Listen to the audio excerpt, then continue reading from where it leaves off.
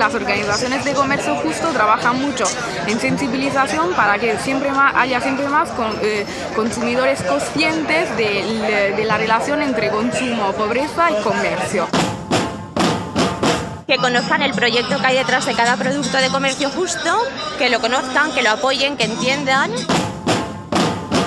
Para crear una conciencia, un público capaz de exigir calidad en sus productos, saber dónde va el destino de lo que invierte. Que haya un precio justo para el que trabaja, que el porcentaje mayoritario se lo lleve la persona que trabaja en el campo, en el territorio donde sea.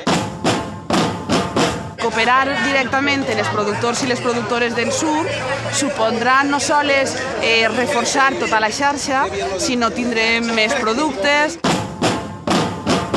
Ajuntaments, Generalitat, universitats, que tots opten per la compra pública ètica i pel comerç just.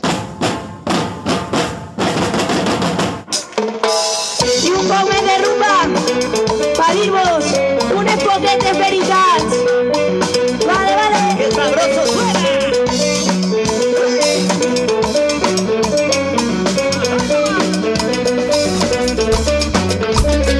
El sol s'alça, escola un cop més per la finestra.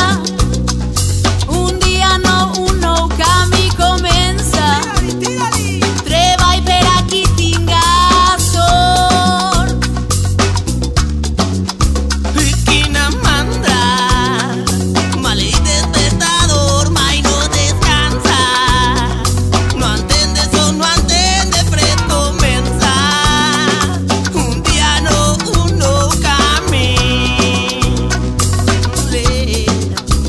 I els meus somnis es queden al meu llit cada matí. Els somnis no m'acompanyen si estic dret als somnis. Es queden sols al meu llit.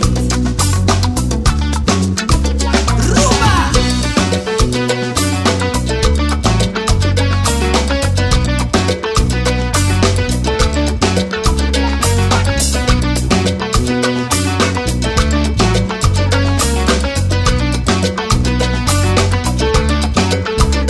Ja s'assoma, el sol torna als carrers la seua vergonya.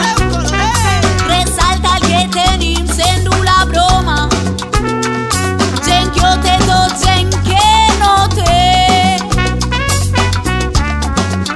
I sol escalfa a la gent que té diners només abriga. Els que tenim abric no menjuen no.